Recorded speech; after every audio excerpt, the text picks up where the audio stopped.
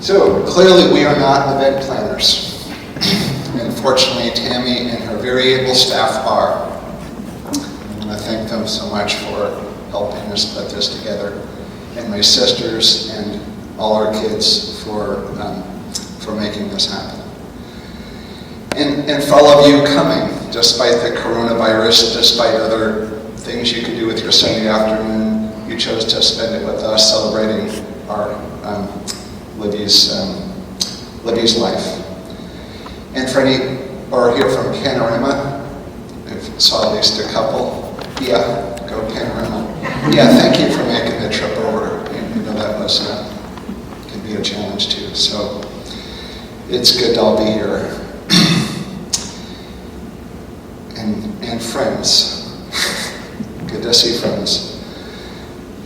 So I'm going to share a bit more about Mom's life than you may have known. You may have known her just as a church person, or just as a folk dancer, or a recycling wild person. But she's many things, and I think her life is. I've only been to a few memorials, but what I've come away with is that the person was much more amazing and multifaceted than I was aware. And I wish I'd known them better, and that there are parts of their life that I feel inspired to emulate, to learn from. And I'm not an unbiased party, but I think Mom was one of those. She was for me. So, and then a bit about just what she meant for me. So she came from great ancestors. She told us many times if we were struggling, you come from good stock. So, meaning apparently that to be successful and healthy and is just take it in stride. That's just how it was meant to be, which is usually a good thing. German and Scottish, sort of Northern European. I think of her as having a lot of drive and a stiff upper lip. She's not a whiner. And her parents were pretty well off. She was definitely a love child. My two stepdaughters were at Nature Nurture's farm and have a lot of experience with less than wanted children, and it's really sad. She was very much a wanted child. And her parents' thing is a wedding was a huge article in the paper. Her birth was an article in the paper.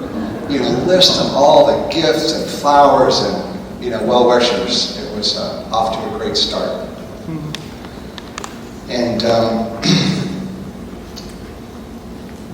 And you can see, I can't explain why some pictures are big and some are small. I can know a certain amount, but that's not one of them.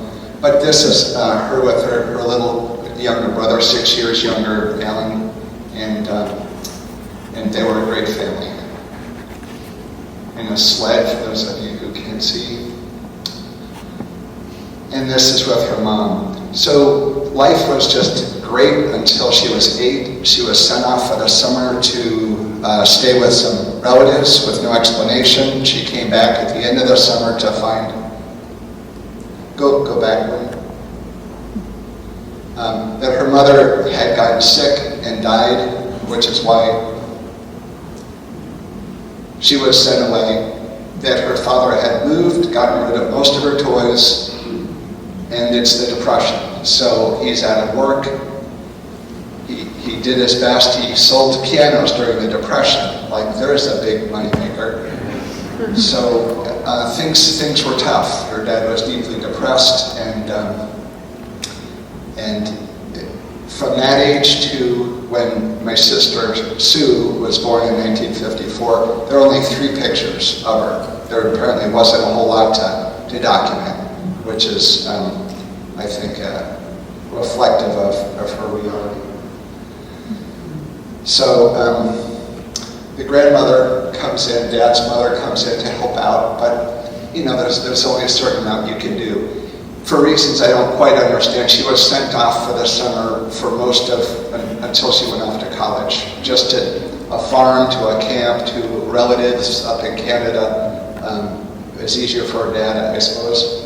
And I think that it's partly what gave her, and I don't know if this resonates with you, her strength, her resilience, her ability to roll with things. It's like, okay, now we have to do this. okay, I'm on board. You know, she wasn't, she could really do that well, I think. It served her well. And yeah, that's her at a work camp, and yeah, one of the few. Unfortunately, she did have some good connections. Her mom had some friends from Smith College and other places who could help guide Mom's son. And so not money, but that. So then she took off time to start a family, took 12 years off. And once she got me in kindergarten, that was it. She was back to work. And that went along until she, within a 3-week period at 58, she retired. My dad died suddenly, and she moved to Florida. It was a busy 3 weeks. But it was the start of a new phase in her life where she could really kind of start to explore the world. She wasn't a full-time mom, she wasn't a worker, and a new life started for her. And that went on to when she was 78, came out to Panorama City, and partly to be near us, and she was very involved in Panorama.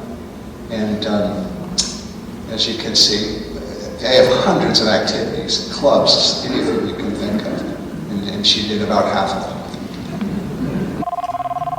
Hello, Peggy? It's been a while. How are you? Oh, me? Well, now that I'm retired, I'm getting a chance to do the things that I've always dreamed of. I've been volunteering at my granddaughter's preschool. Tuesday afternoons I play bridge. Twice a week I work out. And right now I'm on my way to the theater. How do I have the time and money to do all these things? Simple. I live at Panorama. Hi, sis. Mom is doing great. She was really unsure about the move, but knows now it was the best decision she ever made. She's made new friends. She's busy all the time and is really looking forward to the new aquatic center.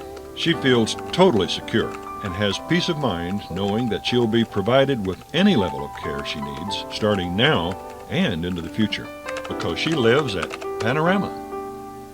Panorama, the essence of the Northwest retirement lifestyle. And then she retired and just started, the party years began. So there were so many people who had a challenging life and then they died. And thank God that wasn't the case. She got 35 years of an active retirement and she made good use of it. So I hope to emulate both her strength and resilience and her great retirement, and I'm starting mine soon. And I have deep regret for not starting it sooner. Of course, hindsight 2020, I would have dropped it like a rock. But you do what you can do. Okay. So I wanted to just touch on 5 traits that I think are inspiring to me. One is education. So she was a math geek in high school, not big thing for girls. Graduated at 16. She was supposed to go to Smith College like her relatives, but her dad didn't have the money, so sent her to Cornell because it was free if you studied home ec. So did that for a while, and then jumped over to aeronautical engineering. The war was going on. She thought, home ec, the war effort. So she jumped onto that, and again, this is one of those small pictures. It says, "Do the job he left behind." It's a Rosie Riveter kind of picture.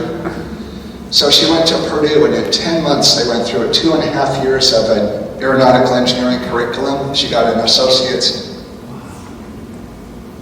in that, and then went on to work at Curtiss Wright Aircraft Factory doing quality control. And then she finished off a bachelor's in math and later a master's, that next one, in public administration. If she did them all back to back, she would have finished off all those degrees, I think, at age 21. So, I'm no slouch, and it took me to 22 to get one degree. So, she was smart, but like some others that have a challenging period, her aeronautical engineering, 40 hours of classes, just of classes a week. But she loved it, real bonding, those women. And there was a purpose. There was a war going on. Planes weren't getting out the door. And so it was an exciting time. So then she worked briefly as a demographer in New York City, and then settled in with a degree, with a career in biostatistician at a health department. See, these are all things that are just like being a math geek as a girl. These are men's careers. This isn't something that women do back then, right? It's nursing, teaching, and secretary. And this wasn't on that list, but she did it anyway. And then she was a lifelong learner, took classes at universities and, read voraciously and book clubs and tried to pass that on. So she paid for us to go to college, and then she helped fund education for all 7 of her grandkids. So it's a family tradition. So, and her smarts lasted literally till the day she died. This is 2 nights before she died. A woman who wrote a book about the aeronautical engineering program for women wanted to do an updated copy and came out and interviewed her in her hospital. Mom had like 3 teeth fall out in 2 days. She was really in decline. She's got this big mask. Sure, bring her in. And for an hour talked in great detail about all the what it was like to be there, names and places, and like it was 2 weeks ago. It was amazing. She had lost nothing. And the 3 of my sisters and I are thinking, I couldn't do that something from 2 weeks ago. I mean, it was just pretty phenomenal. This is her on here. Not her best photo, but still, she's on the cover of the book with those other women. So this is, part of her support. That's my niece Nina, who's now a doctor. So, and this is the factory where she worked. She was originally going to work on the Spruce Goose. Her trunk actually went to where that was. And during the time that in her plane, they pulled pulled out the Spruce Goose, so she went to Curtiss Wright instead. And this is, again, small, but it's some women doing work assembling aircraft in very tight spaces. Yeah, again, sort of a Rosie the Riveter. And then had kids, and what a good-looking bunch we were. So she had eloped with my dad. He was 20 years older than her, so it was, she pretty much single-parented. That's just how it worked out. He wasn't so much of a family guy, but wasn't a terrible guy, but so she did a big career and parenting. And parenting, 3 teenagers in the early 70s, like how hard could that be? And hot meals, she was the June Cleaver, I guess you'd say. So she also was big on family and brought us all when I was 10 out to Western Washington for the first time, where her brother lived on Mercer Island, and that's him, and introduced us to this area. And it's for kids from Long Island, Mount Rainier, Artist Point up on Mount Baker, and Deception Pass. It just rocked our world. It was really stunning, and it's been a passion for me ever since. I still never go to Rainier without awe. This is a big family reunion, our family and his family. We do week-long family reunions every couple of years. Great time. So she had a love of adventure and a love of nature, appreciation of nature, and she encouraged us to do the same. When I was in college, she started doing Earthwatch expeditions, archaeological expeditions. Originally she was going to dig up woolly mammoths. They ended up with sea turtles. Still pretty amazing, in the crazy mountains of Montana. And she said she wanted to, she wanted to borrow my sleeping bag. She was going to go camping for 3 weeks in the crazy mountains of Montana. and she never camped in her life. I thought she flipped her lid or something, but she didn't. She just boldly went, and her t-shirt there is big stripes and it says, "I'm incredible." This wasn't the mom we grew up with. I don't know who this woman is, but she really started to hit her stride, and it was just great to see. She was part of another expedition tracking and tagging and collaring bear. She made it clear she didn't need to be part of the capture. She could just do this, the data. And an Associated Press reporter was with them and interviewed her and said, "Well, so what's the deal? You're in your 60s and everyone else is in their 20s. What's the deal?" And she said, well, her theory was, as she's going into retirement, it's good to have time with young people to keep from getting rigid and boring in your old age. And she said, besides, this is a quote in the paper, besides, it makes for a great conversation with the ladies after church. What did you do last week? So, again, she really went places. She started traveling the world, and she didn't like cruises and she didn't like resorts. She favored elder hostels and her now is Rhodes Scholar and Friendship Force. Who's here from the Friendship Force? 2 at least, yeah? Great. So they go and stay with a family, and the family shows them. So people would fly here from New Zealand or Spain, and we take them to Mount Rainier and Seattle and whatnot. So much more sort of educational. So just a few shots of that. New Orleans and looks kind of Greece, yeah. Up to Alaska. And just saw the world. And it's harder for an older woman without a husband or partner to go with sometimes, to find a companion. You don't necessarily want to go by yourself. So she found eventually organizations. Fiji. And in Puerto Rico, my sister Sue is from Puerto Rico, which qualifies as an exotic location. And feeding the local wildlife. For those that can't see it, go to the next one. Yeah, that's what she's feeding. And it brought out an exuberance that we'd never known.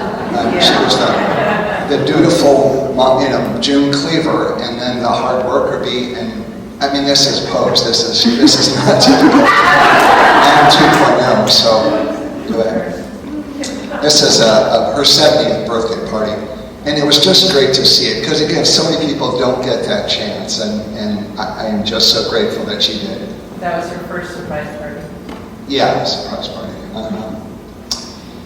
Another trait is her volunteering, trying to make the world a better place. And she did it with writing checks to a lot of organizations. And then through different organizations like Bread and Roses, Soup Kitchen, Salvation Army, and Hospice, Habitat for Humanity, Food Bank, Crop Walk. She just felt strongly about the environment and social justice. She marched in the Gay Pride Parade, and also individually. It's not just writing a check or being part of a group. She would collect it. I don't know, from the Panorama folks, she'd go around to some of her neighbors who were less mobile and collect their recycling and get it to the big deal. And it took her months of politicking to get the restaurant at Panorama to agree to let her collect the coffee grounds once a week and schlep them over to the big pea patch garden. So it's little things, but if everybody does the little things, then the big things, take care of themselves. Homelessness was another big one. She would, in her 90s, ride the city bus downtown to the Providence Care Center and help figure out the needs and meet the needs of homeless people. I think even at age 90, she took night shifts at that overnight shelter. Like, who does that? And someone on the street, she wouldn't just give them money. She'd say, "Here, hop in. We'll go to a restaurant." It's a lot of compassion. And also very strong family connections. Again, Sue's family has always been pretty far away. Right now, They're in Alaska, Brooklyn, and Puerto Rico. Pretty, but they were always very good at visiting. And then she got, to Puerto Rico too. So, and then the next one is healthy living. And again, these are traits that are inspiring. I feel like I could up my game on what I do to help the world, and I could do more on healthy living. Oh, I don't have time to go for a walk every day. Okay, let's look at that under a magnifying glass and see if it's true.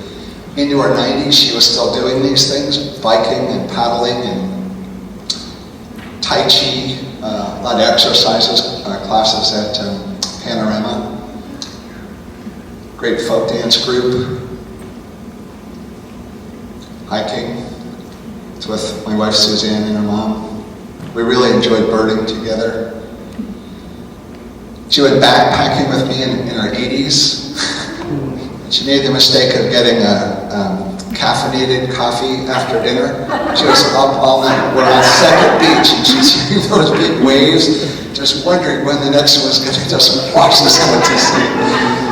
So the next night we spent at the B&B in Forks, and she went to bed about 7. So this is just last September. She put on a couple miles up in Victoria at the museum and the parks. And also out at Nisqually. So she went fast. It's not a lot of lingering. And even when she was with a walker, and you see what well, you've probably all seen her with a walker. Even with a walker, you're walking with her.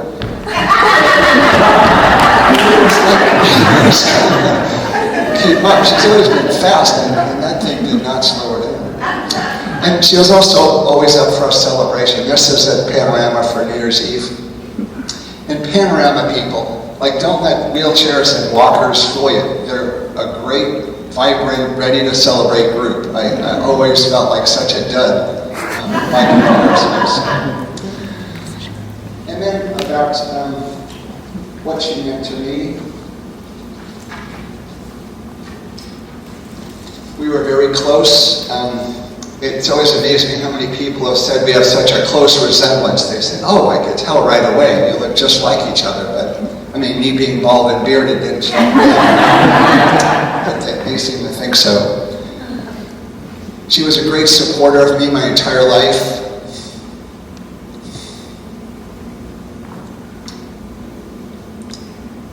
Just through my darkest times. And come back. The other way. Sorry. The other way. So spending time with her was enough. Some sons do to you. It was a pleasure.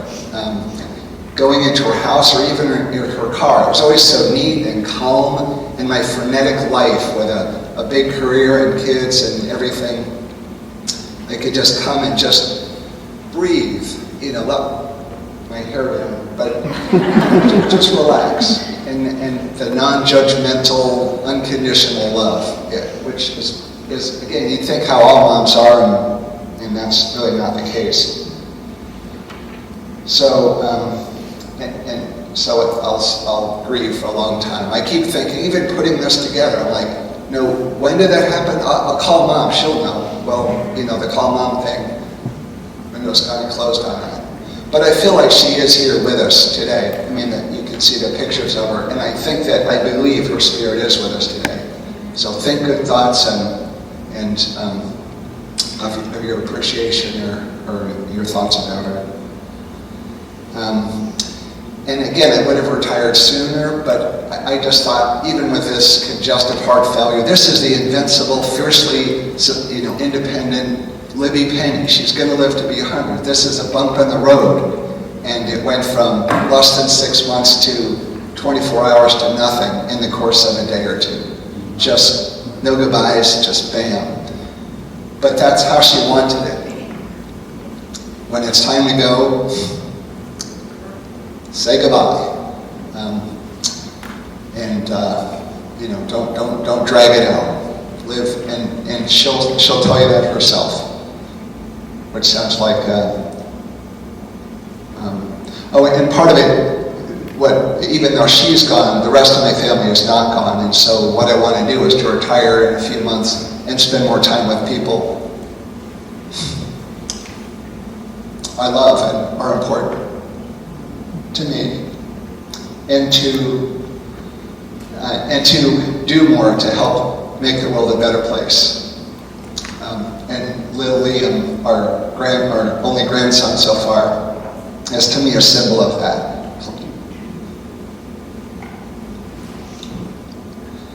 So this is, go ahead to that one. So this is a quote from Jack London that her bold and independent life and on her own terms reminds me of, I would rather be ashes than dust. I would rather that my spark should burn out in a brilliant blaze than it should be stifled by dry rot. I would rather be a superb meteor, every atom of me in magnificent glow, than a sleepy permanent planet. The function of a man is to live, not to exist. I shall not waste my days trying to prolong them. I shall use my time. She did. She walked the walk. So this is Libby talking about Libby. It's a Patty and I talked with her once and videoed it, and this is just a short clip of what I think is the most relevant. What are you proudest of in your life? Survival. Survival. Good. No, I'm reasonably proud of what I've done in my life, and I know that most things happen to you regardless of what you did or did not plan to have happen. What would you like to do with, in these, in the next few years in Victoria? I'd like to live until I die. Yeah, that's a good plan. And really live, not just exist. Go downhill and succumb to it and complain. Right. So, That's... not die with your boots on, but though in that department. How would you like to be remembered?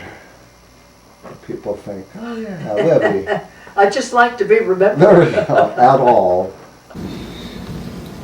And that's it for me. So, thank you for your patience.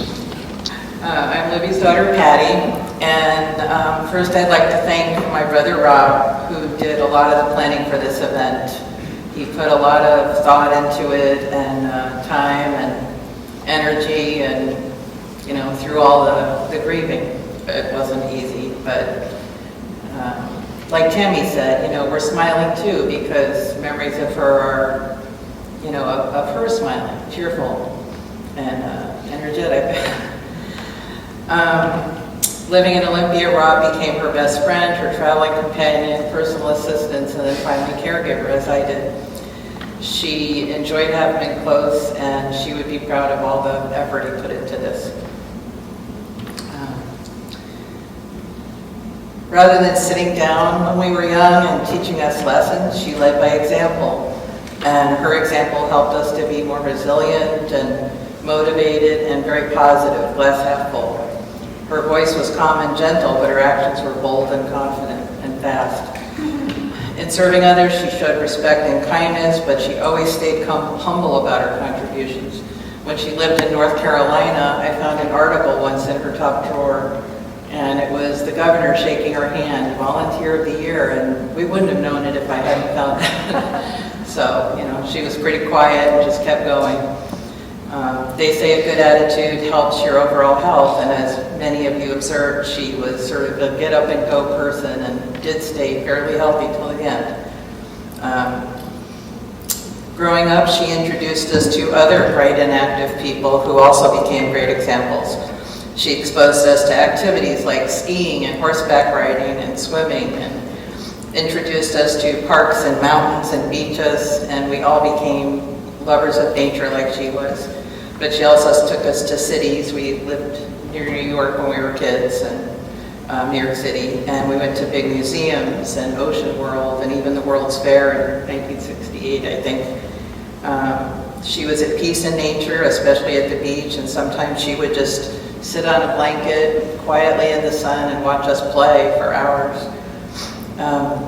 Throughout her life, she found joy in simple routines like a daily walk or her 3 o'clock tea, which we carry on, some of us ourselves. Once we grew up and moved away, she made it a practice to call us every Sunday, all three of us. And if she couldn't reach us Sunday, she'd find another way to reach out. Hopefully we'll keep that up, and we've been trying to keep in touch with each other and with our children.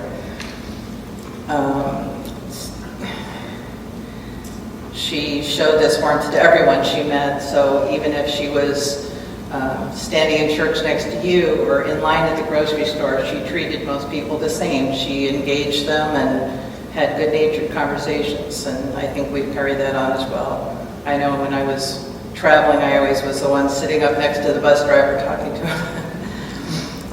When I do think of memories of Mom, I always see her smiling. She was smiling, she had a warm, comforting voice, and made us feel like things were cheerful no matter what was in the news. And she would turn it off if it was too bad too. I think I need to do that. Last summer, when we were watching that video, I was astounded at her youthful manner, her keen memory, and her modesty. Her mind at 95 was sharper than many people half that age, including ours, I think. When she said she wanted to really live till she died, and she did. When she heard the doctors talking about how she might need assistance and, probably wouldn't get up and walk on her own very well anymore, she said, we better hurry up and get everybody here. So she was ready. She didn't want to be dependent. She left the earth with no regrets. She lived an active life. She engaged people all over the world, but I think she mostly enjoyed the opportunities here at home, the people she befriended in Panorama, and her family. At one point when she was at the CNR, I tried to encourage her to go down the hall and eat with all the other seniors in the cafeteria, and she said, no thanks, there's a bunch of old people down there. So I kind of like to imagine that she's now a younger, peppier version of herself somewhere here listening, or as she would say, bright-eyed and bushy-tailed. Thank you.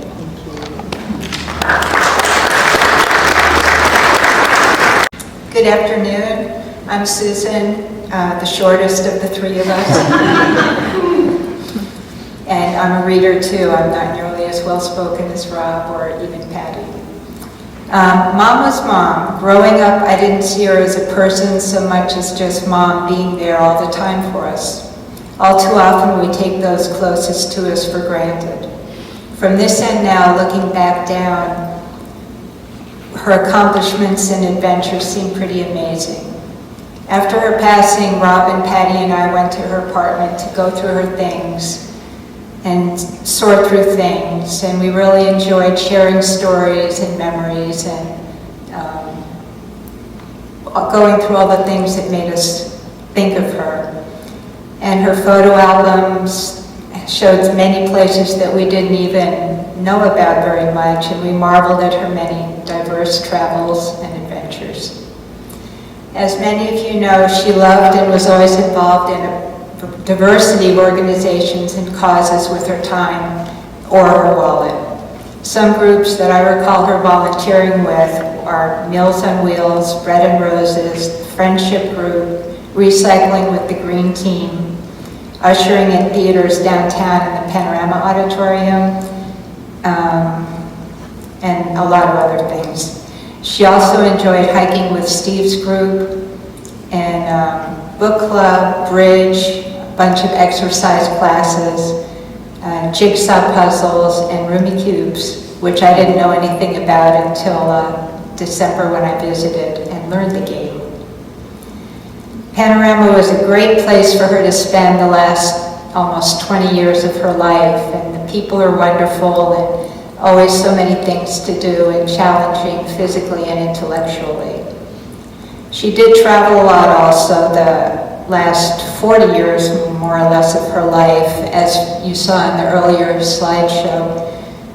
Scientific expeditions, or touring with educational groups, and she went to far-off places like China, Hong Kong, Scotland, Greece, Tasmania, Italy, Norway, Hungary, Iceland, as well as much travel in the States, including Puerto Rico, where I live. As busy as she was, as Patty mentioned, she always made time to keep in touch with us and visit the children and the grandchildren as we moved around and about, especially my family. She always remembered our birthdays, taking the time to write a card with maybe a little check and send cards on holidays and special occasions like graduations and other holidays. This past summer, she joined a bunch of the family down in San Francisco for the wedding of my cousin Bill's daughter Laura. And that was a really, really great trip. And it was a big adventure for her. And she did fine with her walker and walking around and enjoying all the activities. And then, as Rob mentioned, in this past October, we took the ferry up to Victoria, Canada for her 95th birthday. And we walked all around to museums and parks that still had a lot of flowers and everything. Took tea at Murchie's in Victoria. And although her early life was a little rocky, overall she lived a full and very fulfilling life, pretty much up until the end, calling most of the shots in her later life, and she left on her own terms. She valued independence and quality of life very highly. And in the hospital, she quickly determined that the prognosis post-surgery did not include these outcomes. I believe she left having no regrets and leaving no unfinished business behind. She will be sorely missed.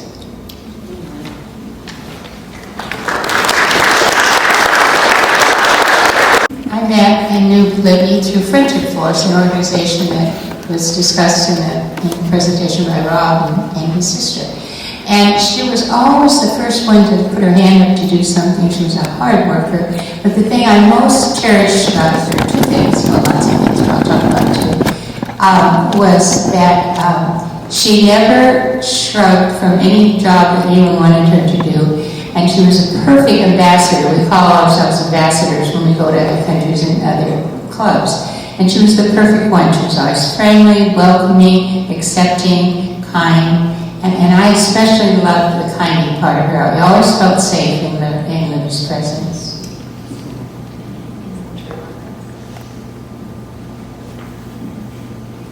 Hello, I'm Paula Savick. Libby was such an inspiration to me personally.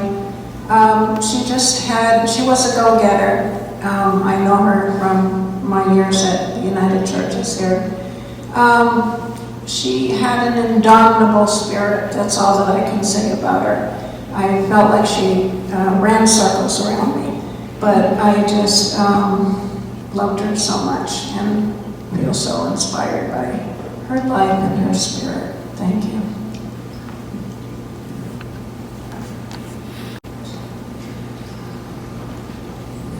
Hi, I'm Joe, and like some other people here, I knew Libby through the church family here at United Churches, and I just thought of one story about her that I thought was kind of funny that we might get some pleasure from. But we volunteered together at the Overflow Shelter. They used to be here sometimes for the homeless, where they stay overnight in the wintertime.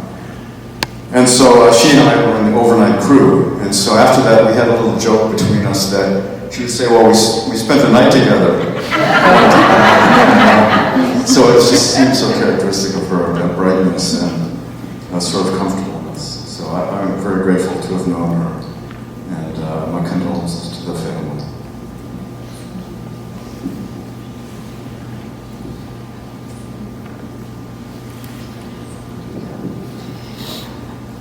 I'm Joan, and from United Churches, and I served with Libby as a Stephen minister. And I think the two things that stood out was her compassion and her caring. She really cared, and to be a Stephen minister, you do have to care for other people, and Libby certainly did. And I was always I felt blessed that I knew her.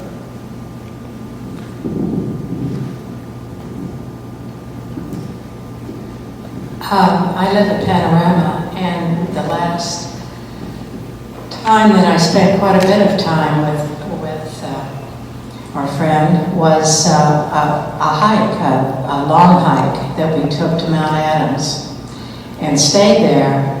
And it was the first time, I think, that she'd been there, and it was the first time that I'd been there, and we roomed together. And we had some wonderful talks, and it was an incredible place. Nobody was there except us, our group. And I'll never forget it. And she loved it, all of it. And on our way home, on the bus, I don't know how we got to talking about it, but she told me that she had talked to Rob, and they had agreed that after she died, her ashes would be scattered in a special waterfall at Mount Rainier. And I just thought that was so wonderful. Is that going to happen? Is that going to happen? I can neither confirm nor deny.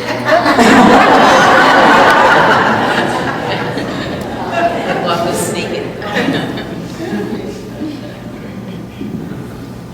Hi, I'm Deb, and I served for years with Libby on our hospitality committee, congregational life, and I adore her and admired her the whole time I knew her. I told her she was my role model. She was 90 years old. She says, I feel no pain. I have no pain.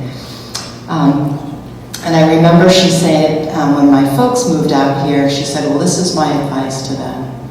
Just like I did, she said, you say yes to everything that comes your way. Any offer, you say yes to everything. And then you narrow down after you participate in these things, then you start to wean away those things that you'd rather not do, but come into the community and just say yes. And I saw her all over, from Bread and Roses to the Performing Arts Center. She was involved in so much, and she was a pillar at this church and just embodied hospitality, the activism, social justice, environmental causes. She just embodied all of it and was an amazing woman. And just one funny story about, on congregational life, we all took turns doing the coffee hour. And she made sure that we switched to shade-grown coffee, which we did. And I just remember when I was in charge of the hosts of it, I had to make sure that she and one other person did not always work together on coffee hour time. The other person isn't here right now, but he was what I call a coffee snob. He only drinks Bathorf and Bronson coffee. He would bring it in to do coffee fellowship here. He bought the coffee, brought it in, and he knew that you don't let coffee sit for more than 2 hours. So the early service, he would take that coffee in the thermoses, and before the second service, he would dump it down the sink because it was more than 2 hours old. Which did not go well with Libby. Libby would say, there's still coffee in that thermos. Of course we can use it. Of course we can use it. And she'd take those thermoses and, hold them until the second service. So I always had to keep those two separate because I had heard Bill say, I can't do that. That's just not how you do it.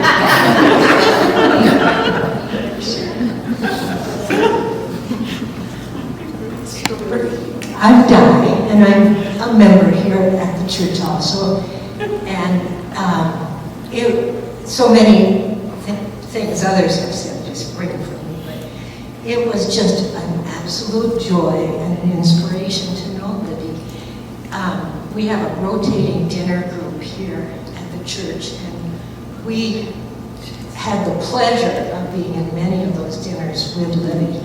And it was just always wonderful conversation.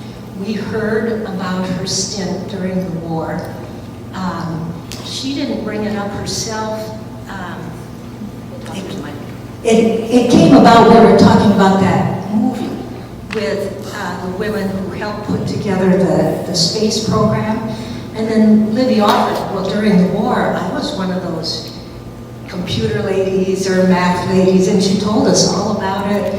And she was just always a total part of the conversation, and I'd see her around town having dinner with you, Rob, and I just feel like Libby's spirit is right here with us, and it's just such a joyful spirit. So your mom is a great lady, and your grandma.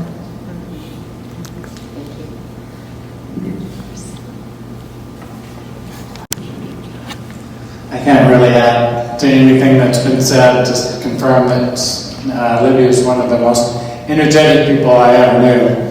I first met her, I think, volunteering down at the Washington Center, and I just heard that, Rob's mom was here, and she was in her 80s, and there was this really energetic person there, and she just always was, always smiling, and always full of energy every time I saw her. And the last time was 2 years ago, maybe, and I heard about all her health problems and stuff, and I expected to see her, in bed and all that, but she was still up, and, great conversation, and most notable is that she was always interested in things, and interested in me. She would ask me about things, and so I don't know if I got to know much about her, because she was always talking about me, and that was an outstanding characteristic of her.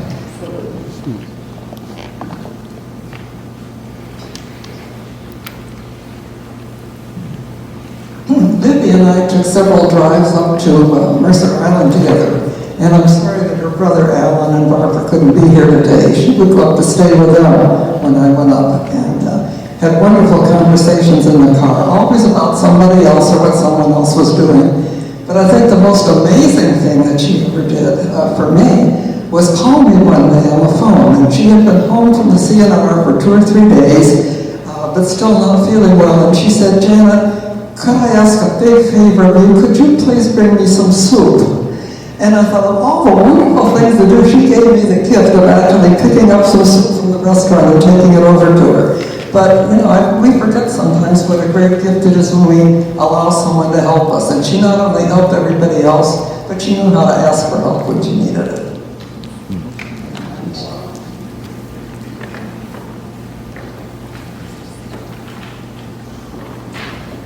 I'm Helen Spalding, and my husband and I haven't been able to come to church for a while because of his health, but I'm in the Two-Code Book Club, and Janet is too, and several other people. But from the very beginning, when we moved here 10 years ago, Libby was there, and she seemed so surprised that the rest of us didn't read every book twice, because of course she would.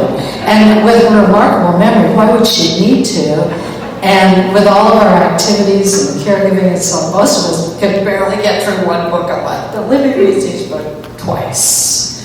And of course had so much to bring to the conversation. And lots of advice. I don't know if she did this for everyone, but she felt no qualms about saying, "Helen, you need to sit up straight. Just sit up." Okay, Libby. It's fine. And you're never offended. She's just trying to make the world a better place. And I know if I sat up straighter, the world would be a better place.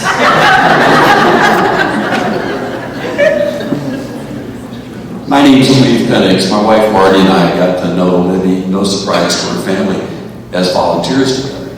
We volunteered down at the Thurston County Food Bank a number of years ago. Here was this woman, and she was back in the back of the food bank.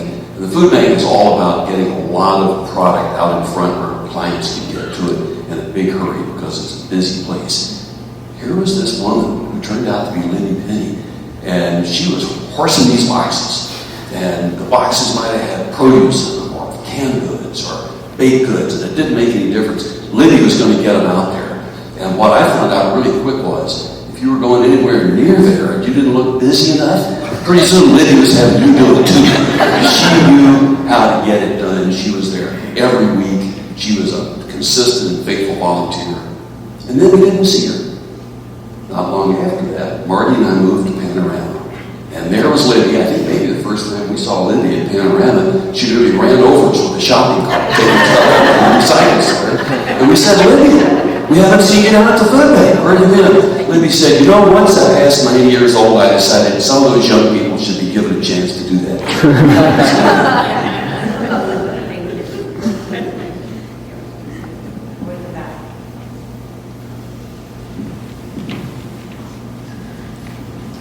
I'm Steve Pogge. I run the hiking program at Panorama.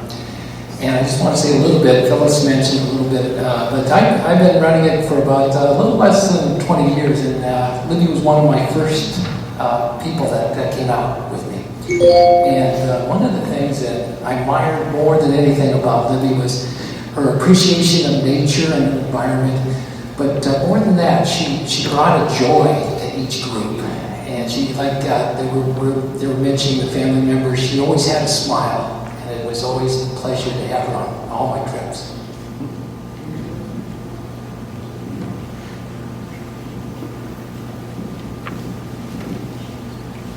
Did anybody else want to say? She just really seemed invincible. She did live 95 years, and so I think that you might have been like me in thinking she would just live forever. I've only known her for about 10 years, so that means, 85 when we met each other. And from the minute I met her, I was always amazed that she was always such a beehive of activity, as everyone else has said. She worked tirelessly all the time on behalf of others and did it with alacrity. As Rob said, even up to 2 years ago, she would get on the bus at Panorama. She would go down to the community care center downtown. Who all's been to the community care center downtown? A couple of you. It is a place that is jammed full of people with very high needs. People that are unsheltered, people that have big medical concerns. It's an overwhelming font of need. And Libby would go there and she would sit with people and listen to their story and fill out a voucher for money to assist. And it'd be great if we just gave her a checkbook and she could just give them a check, but then she would have to get on the bus, bring that voucher up to the church, turn it in so that the bookkeeper could write a check, and then she'd bring the bus from Panorama to the church, get the check, take the bus back down. And this is in her 90s. I thought, gosh, we got to streamline this process. But her stamina was amazing. She was unfailing in her energy and kindness. And I think for a lot of us, we might feel shocked about how fast she went. It seemed like 1 minute she was at Panorama recovering, and the next minute she wasn't. And I did think she fulfilled her wish to live until she died.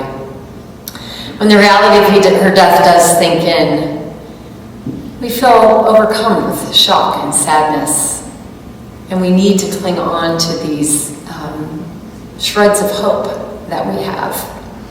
Death and grief and loss are absolutely part of the life that we live. It was certainly part of her life with her mom's death.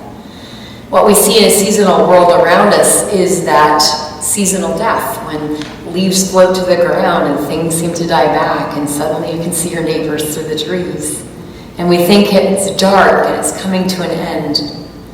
But then we see the season change, just like in the story of our faith, where things die and come to an end, but then yet new life begins. And we're in that season of new life now. As I said, the trees starting to bud and the bulbs coming up out of the ground, and that new hope and promise is unfolding. So when we are in dark places and foggy places, we cling to texts like I read today, that familiar, Lord is my shepherd, I shall not want. And even when I walk through the dark valley of death, I know that I am not alone. I fear no evil. So we cling to the hope of our faith, we cling to the promise of transformation that we see in the world around us, and we cling to each other. Our faith teaches us that death is overcome by resurrection.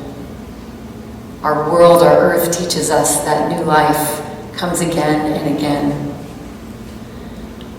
Libby demonstrated a life of hope in all the ways that she worked to bring justice to the world, in all the ways that she was unflagging in her work for the marginalized communities, in all the ways she sought to protect the environment. She held out hope. And so you have already picked up her hope. I see it in the kids and the grandkids and the friends who continue to do those things and who carry out hope So as we share our stories of Libby with one another, we are sharing stories of faith and stories of hope. And that reminds us that death is transformed, that new life always springs forth, and that surrounded by each other, holding each other up, we can go forth in hope. Amen.